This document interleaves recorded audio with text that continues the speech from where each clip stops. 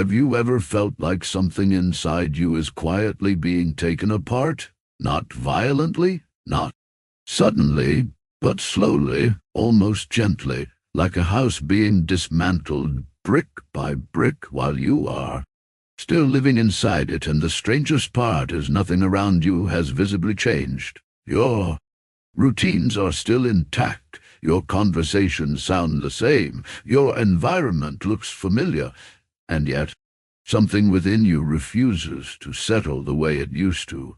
Something is shifting, and you cannot explain why, and maybe you have tried to explain it. Maybe you told yourself you are just tired. Maybe you blamed stress. Maybe you assumed you lost motivation.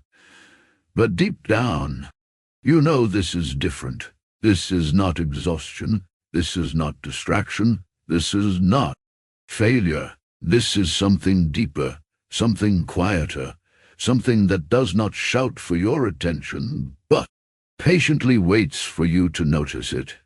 And here is the part most people never realize. When God begins to move in your life, He rarely starts by changing your surroundings. He starts by unsettling your inner world, not to break you, but to prepare you, not to confuse you, but to awaken you, because transformation in the kingdom of God does not begin with visible results. It begins with invisible disruption. And if you do not understand this, you will mislabel one of the most important seasons of your life. You will call it loss, when it is actually preparation. You will call it confusion, when it is actually clarity forming. Beneath the surface, you will call it emptiness, when it is actually space being created for something new. And throughout Scripture, this pattern repeats itself with unsettling consistency.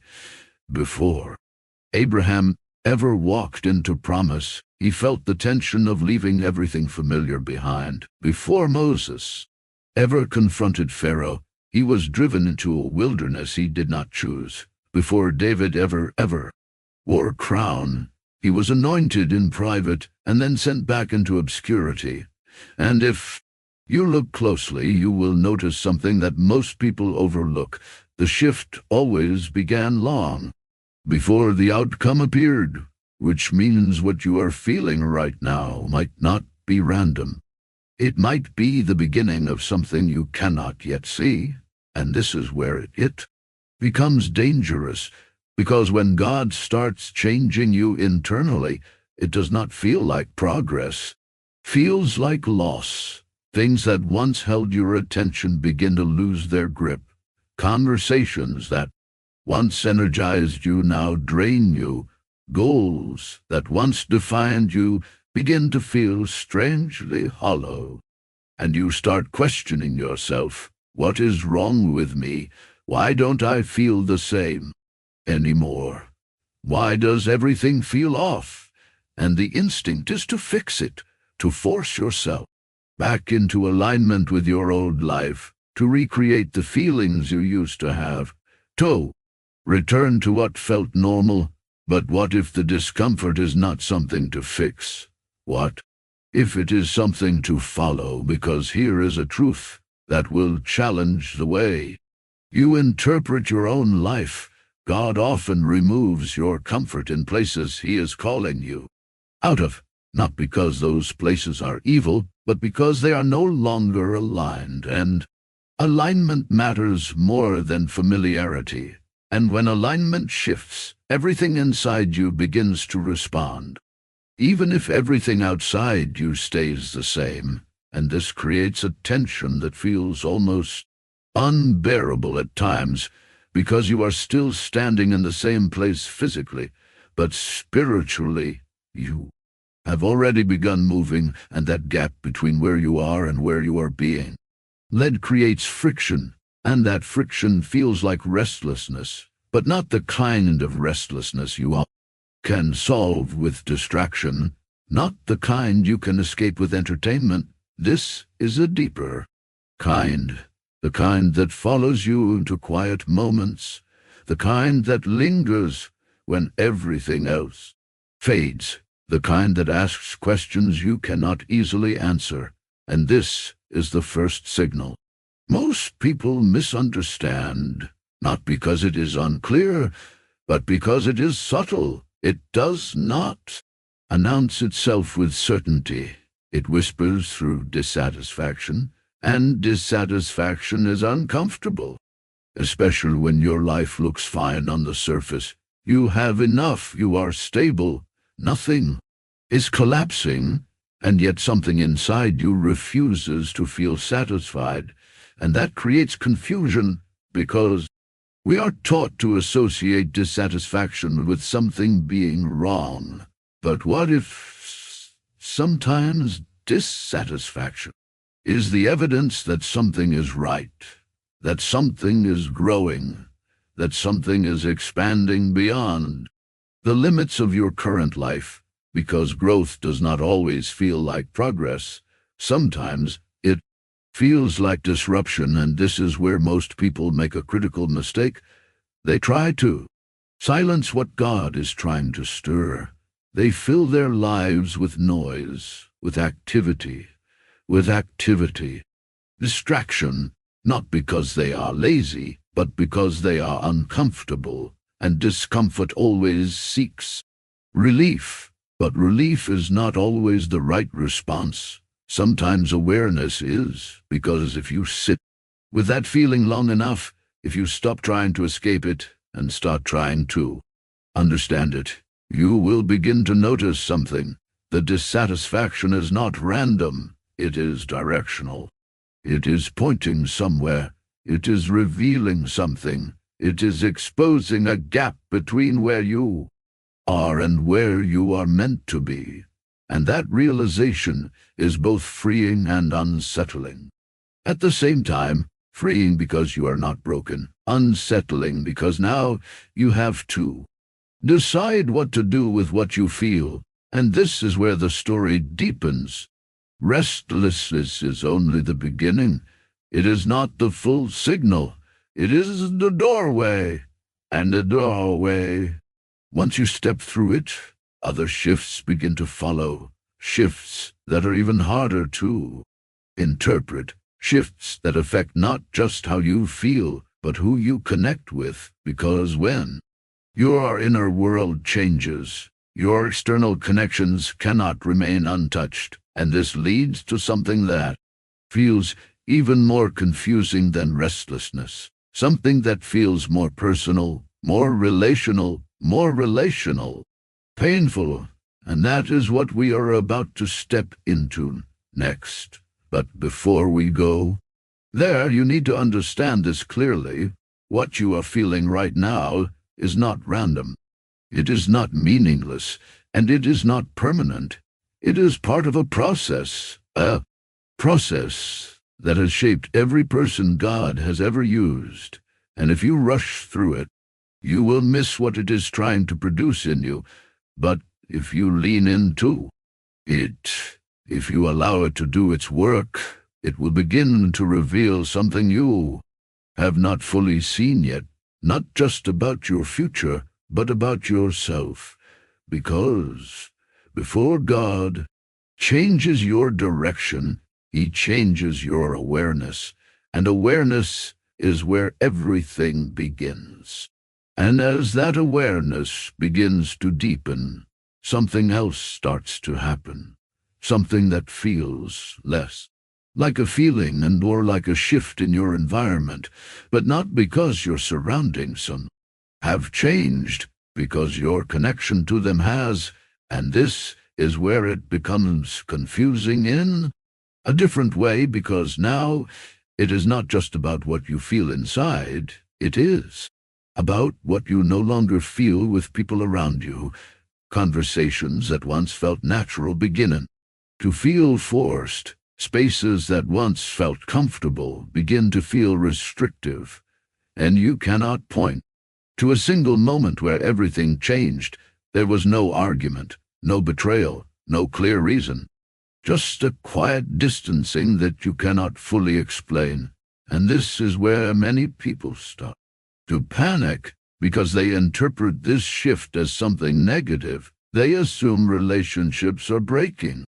They assume something is wrong with them. They assume they have become disconnected in an unhealthy way. But what if the disconnection is not destruction? What if it is direction? Because one of the least talked about realities of spiritual movement is that when God begins to reposition your life, He also begins to reposition your relationships, not always by removing people instantly, but by changing the alignment gradually. And that gradual change feels like distance, not rejection. Distance is uncomfortable because it does not give you clear closure. It does not give you clean explanation. It simply creates space where there used to be ease, and in that space, you start asking questions. Why do I feel different here? Why do I no longer connect the same way? Why does this feel off when nothing is technically wrong?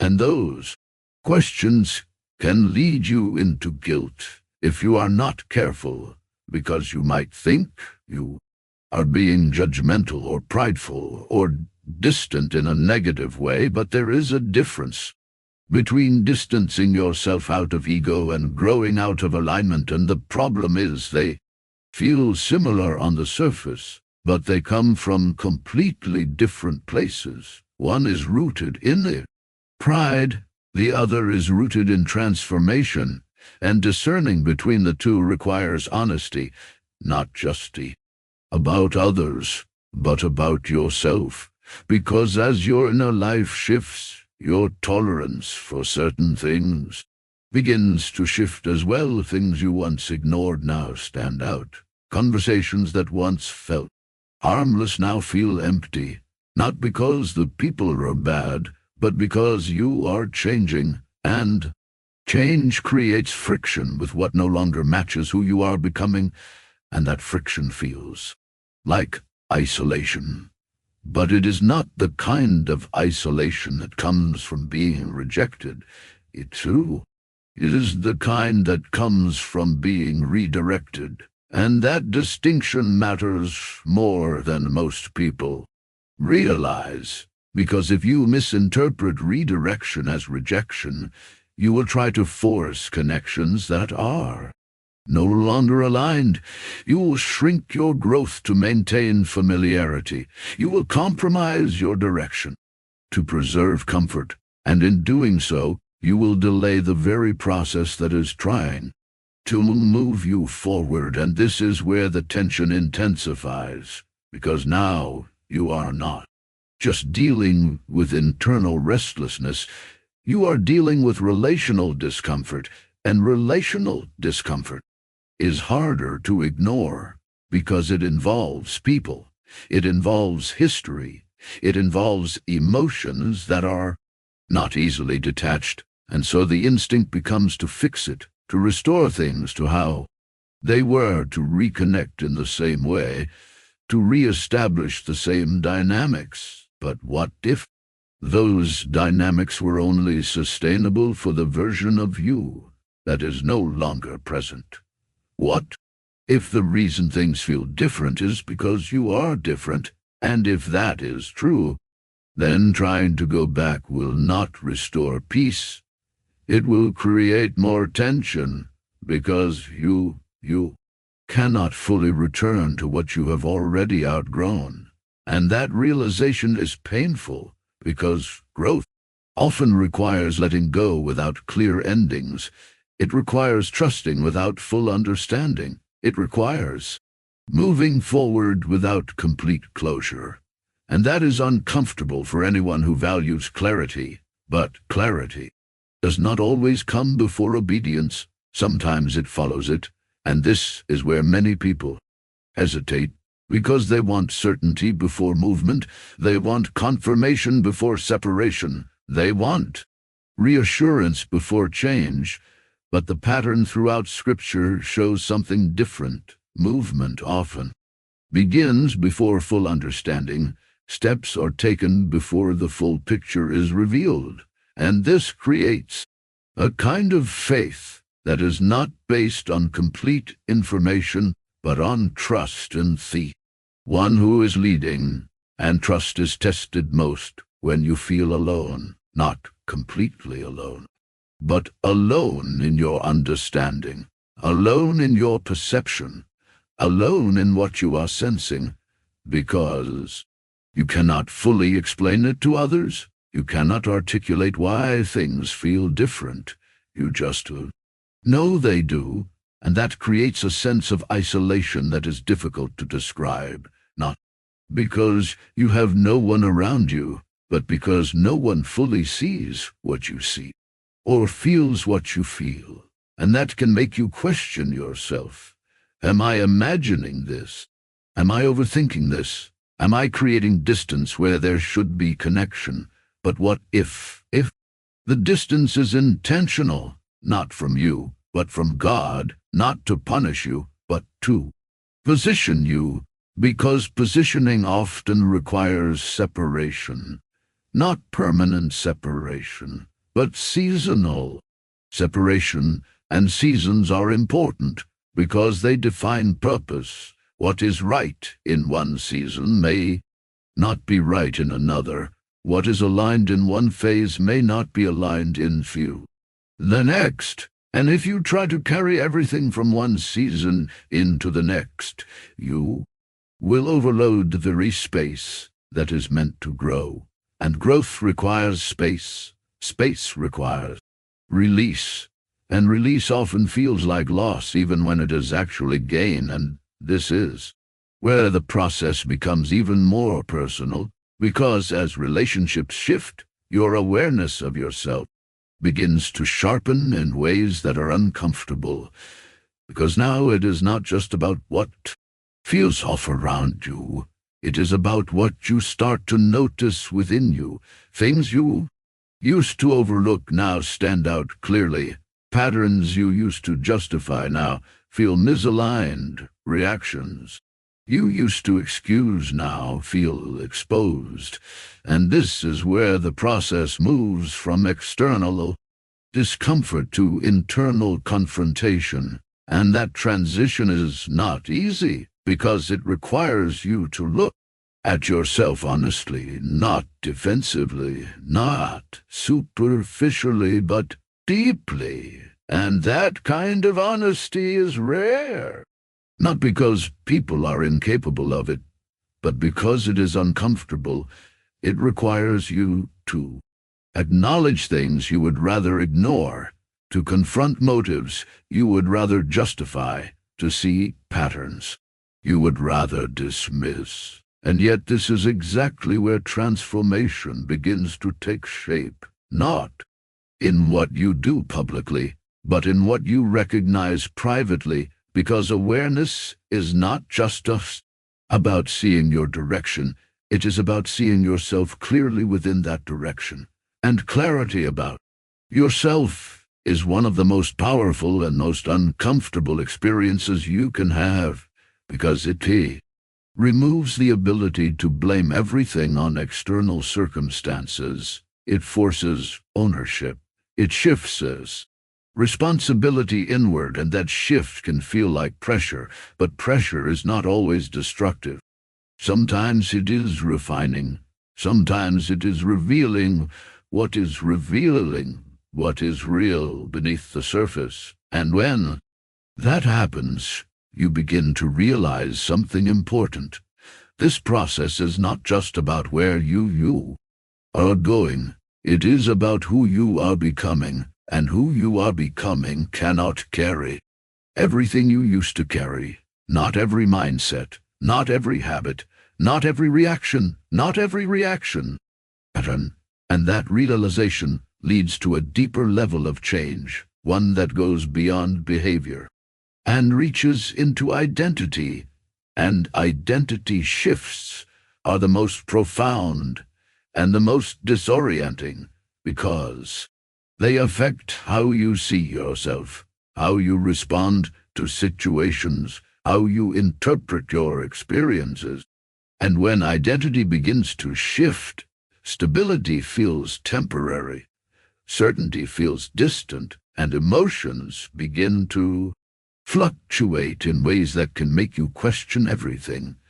And that is exactly where we are going next, because what follows awareness and isolation is something even more disorienting, something that makes you feel like you are moving forward and backward at the same time, something that challenges not just your understanding, but your emotional stability. And if you do not understand it, you will misinterpret it completely.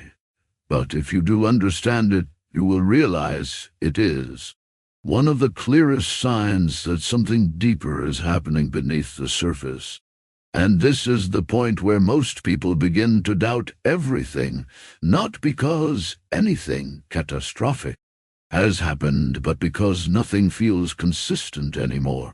One day you wake up with a sense of clarity that feels almost unshakable, like everything is aligning, like you finally understand what God is doing, like the direction is clear and the path is steady, and then, without warning, the next day feels completely different. The clarity fades, the confidence weakens, the same thoughts that had once felt certain now feel fragile, and you start asking yourself, what changed? Did I lose something? Did I misunderstand something? Did I imagine the whole thing? And this cycle repeats in ways that feel unpredictable. Peace one moment, uncertainty the next, strength followed by doubt, conviction followed by confusion, and the instability is what unsettles you the most, because you are not used to this kind of fluctuation. You are used to consistency. You are used to knowing where you stand. You are used to feeling grounded in your direction, but now everything feels like it is shifting beneath your feet, and the natural reaction is to assume something is wrong, because instability is often associated with dysfunction. But what if this instability is not dysfunction? What if it is transition? Because when something is being rebuilt, it cannot feel stable the entire time. Structures are being adjusted, foundations are being reworked, and during that process, temporary instability is inevitable. And this is where understanding becomes critical, because if you misinterpret the instability, you will try to escape it. You will try to rush through it. You will try to force stability before the process is complete. And in doing so, you will interrupt something that is meant to strengthen you, because stability that is forced too early is not strength, it is illusion. And illusions do not hold under pressure. And this is why the emotional waves feel so intense, not because you are weak, but because you are weak, being stretched beyond the limits of your previous capacity. And stretching does not feel comfortable. It feels uncertain, it feels unstable, it feels like you are losing control. And in a sense, you are, but not in a destructive way, in a necessary way, because control is often the very thing that limits growth. And when God begins to expand your life, He often challenges your need to control every outcome, every detail, every step, and that challenge feels like chaos if you are not prepared for it, because you are being asked to trust in ways you have not had to before, to move without full clarity, to continue without constant reassurance, and that requires a different kind of faith, not a faith that is dependent on consistent feelings, but a faith that is anchored in something deeper than emotion. And this is where many people struggle, because emotions are immediate, they are tangible, they are easy to interpret, but they are not always reliable indicators of direction. And during transition, their inconsistency becomes more apparent. One moment you feel aligned, the next you feel uncertain. And if you allow those fluctuations to define your understanding, you will feel like you are constantly losing ground. But if you step back and observe the pattern, you will begin to notice something important. Through fluctuations are not random. They are part of a process. They are exposing your dependence on emotional confirmation. They are revealing how much you rely on feeling certain in order to keep moving.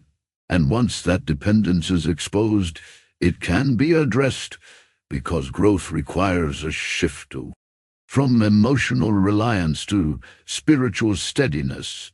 And that shift does not happen overnight. It happens through experience, through tension, through moments where you have to choose to continue, even when you do not feel the same level of clarity you felt before. And those moments are defining because they shape the kind of faith you carry moving forward, not a fragile faith that collapses when emotions shift, but a steady faith that remains even when feelings fluctuate. And this is where the process begins to mature, because now it is not just about recognizing change. It is about sustaining movement through change. And sustaining movement requires something deeper than initial motivation. It requires endurance. It requires trust. It requires the ability to remain steady, even when everything feels uncertain. And that is not something you develop in comfort. It is something you develop in tension, in the space between what you know and what you feel, in the gap between clarity and confusion. And that gap is where growth happens, even though it does not feel like growth in the moment. It feels like instability. It feels like inconsistency. Feels like you are moving in circles instead of forward. But perception can be misleading during a transition, because progress is not always linear. It does not always move in a straight line. Sometimes it moves in layers, revisiting the same areas from a deeper perspective, strengthening what was previously weak, refining what was previously unclear. And that kind of progress is not immediately visible. But it is significant, because it builds a foundation that can support what is coming next. And this is where the process begins to reveal another layer, one that is quieter but just as powerful, because after the restlessness, after the relational shifts, after the emotional fluctuations, something begins to emerge that is different from everything that came before. It is not discomfort. It is not confusion. It is not instability.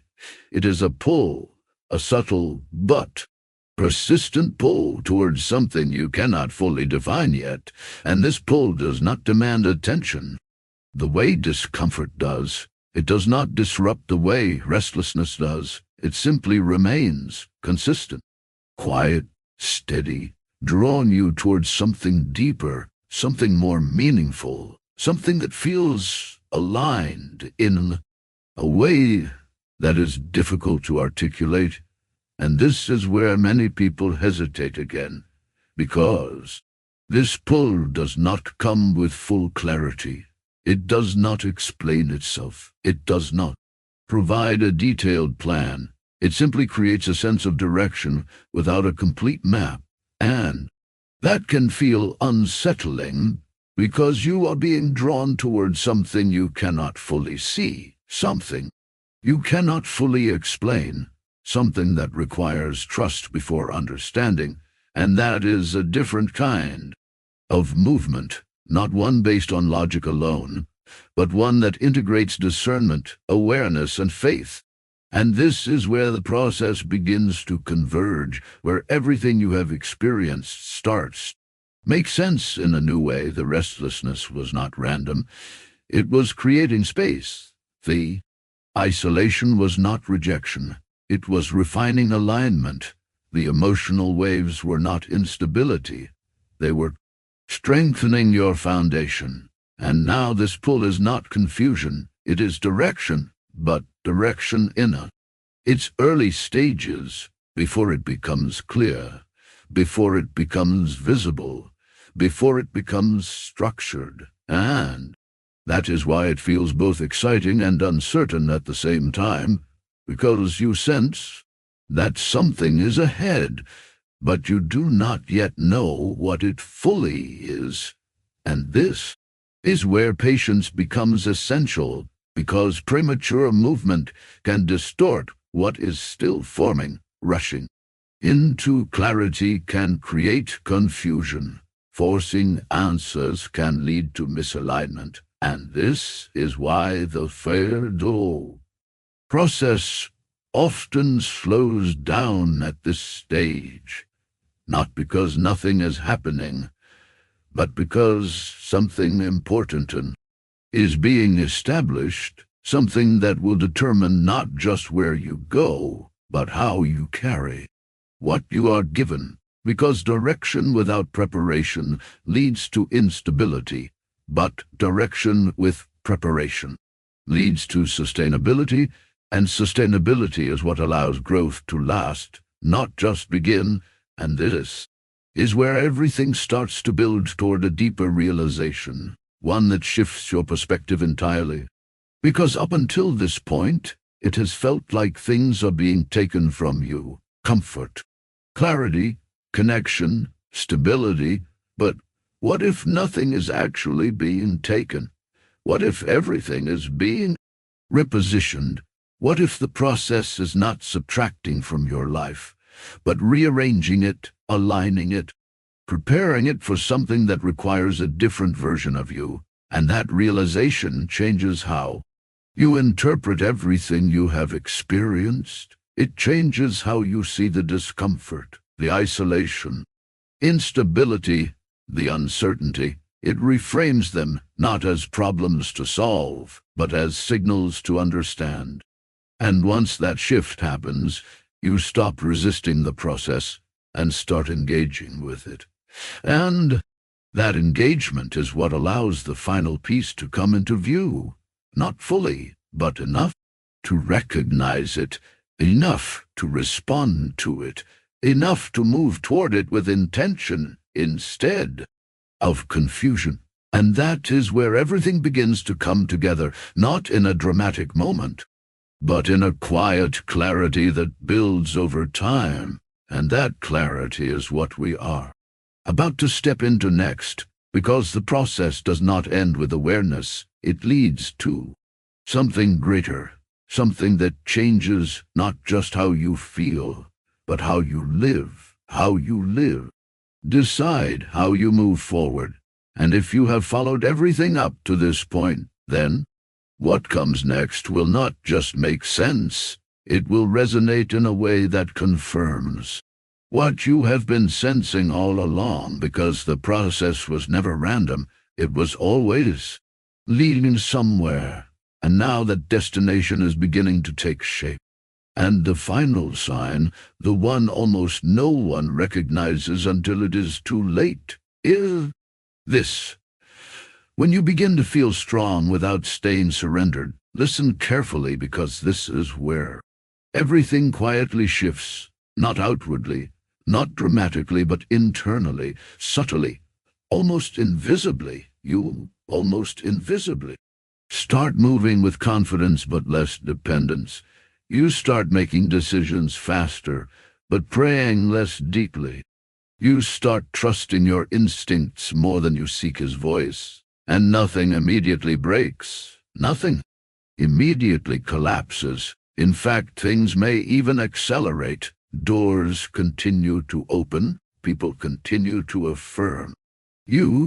Progress continues forward. And that is exactly why this sign is so dangerous, because independence from God rarely announces itself as rebellion. It disguises itself as maturity. It sounds like growth. It feels like strength. It looks like leadership. but underneath it is a slow drift from source to self, and Scripture shows this pattern more than we want to admit there was. A king who began his journey in absolute dependence. He sought God, he listened, he obeyed. He obeyed, and as long as he did, he prospered. But success introduced a new temptation, not failure, not fear, but self-reliance. And over time, subtly, quietly, his dependence shifted. Not overnight, not dramatically, gradually, and when the shift became complete, he stepped into places he was never assigned.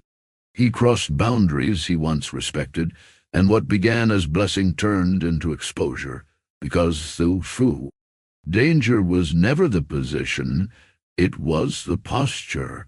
And that is what transition reveals more than anything else. Posture, not just what you do, but how you carry it, not just where you go, but what you rely on when you get there, because you can arrive in the right place with the wrong posture and still fall. You can step into opportunity. While drifting from alignment, you can build something visible while losing something invisible. And most people never notice the shift because nothing immediately punishes it. But spiritual gravity is patient. It does not rush, it waits. And when dependence fades, pressure increases, because now you are carrying something you were never meant to carry alone. And this is where exhaustion begins, not because the assignment is too heavy, but because the connection is too weak. You were designed to be led, not just equipped. You were designed to be sustained, not just started. And when you disconnect from that, even success becomes draining, even progress becomes heavy, even achievement feels hollow, and you start wondering why something that once felt like calling now feels like burden. It is not because the calling changed. It is because the connection shifted. And here is the truth most people never say out loud. God is not just interested in getting you somewhere. He is interested in walking with you there. And if you arrive without him, you have not actually arrived. You have just relocated. So if you sense yourself becoming more confident, but less surrendered, more decisive, but less prayerful, more active, but less dependent, pause. Not because you are failing, but because you are drifting. And drift during transition is what turns opportunity into outcome you never intended. Now let me bring all of this together, because none of these signs exist in isolation. They build on each other. They layer. They intensify. Restlessness leads to separation. Separation leads to awareness. Awareness leads to instability. Instability leads to pursuit.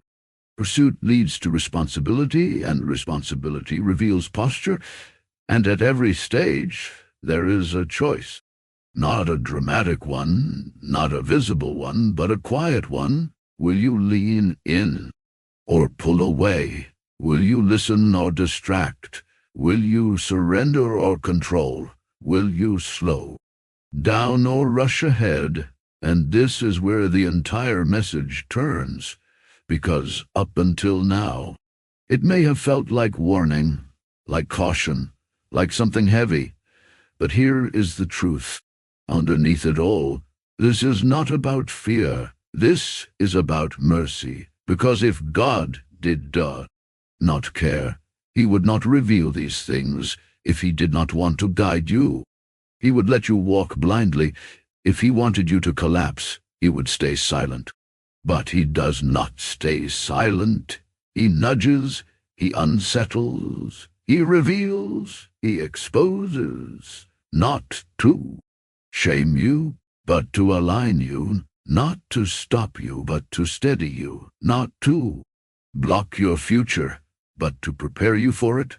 And this is the part most people miss. The discomfort you feel is not interruption, it is instruction. The tension you feel is not resistance, it is refinement. The questions you feel rising are not confusion, they are invitation. Invitation to slow down, invitation to examine, invitation to return. Because transition is not just about moving forward, it is about becoming ready. And readiness is not built in comfort. It is built in awareness, in humility, in surrender, in alignment. And if you respond correctly, every one of these signs becomes guidance, not danger. Every one of these tensions becomes direction, not distraction. Every one of these moments becomes transformation, not regret. So what do you do now, practically? Simply, honestly, you slow down. You stop letting momentum make decisions for you. You return to quiet. You return to prayer, not rushed, not transactional, but intentional. You invite correction, not from everyone, but from those who are grounded. You examine your motives, not with shame, but with aim. Honesty, you protect your peace, not by avoiding challenge, but by staying aligned. You guard your heart, not by isolating, but by discerning. And most importantly, you stay dependent, not because you are weak, but because that is where strength actually comes from. And if you do this, something powerful happens. Transition stops feeling chaotic and starts becoming clear, not because everything is revealed, but because your foundation is steady. And when your foundation is steady, you can walk through uncertainty without losing direction. You can step into opportunity without losing alignment. You can grow without drifting, and that is the goal. Not just change, not just progress, just movement, but transformation, deep, lasting, grounded transformation. Because at the end of the day, the question is not what is opening in front of you, it is who you are becoming as you walk through it. And if you honor these signals, if you respond to these moments, if you listen to these whispers, you will not just step into something new. You will step into something prepared, something aligned, something sustainable. And one day you will look back and realize the signs you almost ignored were the very things that protected you. The tension you almost escaped was the very thing that shaped you. The slowing you resisted was the very thing that preserved you. And what once felt like uncertainty will reveal itself as guidance. What once felt like disruption will reveal itself as design. What once felt like pressure will reveal itself as preparation, because you were never being pushed away from something, you were being pulled into something greater. And that pull, that quiet, persistent, steady pull, that is not confusion. That is not coincidence, that is calling. And calling does not just change your direction, it changes you completely, deeply, permanently. And that change, that transformation, that alignment, that is the real destination, not the door, not the opportunity, not the platform, but the person you become when you walk with him through it. So do not rush this. Do not numb this. Do not ignore this. Listen, slow down, stay close, and trust that the same God who is shifting your life is also sustaining your steps, guiding your heart, and finishing what he started, because he always does, and he will not fail you now, not in this season, not in this transition, not in this moment that feels uncertain, but is actually sacred. You are not falling apart. You are being aligned. You are not losing control. You are being led, and if you stay attentive, if you stay humble, if you stay surrendered, what is ahead of you will not just be different, it will be right, and that is what matters most, not speed, not appearance, not approval, but alignment, because alignment is what turns change into destiny and transition into transformation. And that is what this moment is really about. Not what you are leaving, not even where you are going, but who you are becoming. In the process, and that, more than anything else, is what heaven has been after all. A long,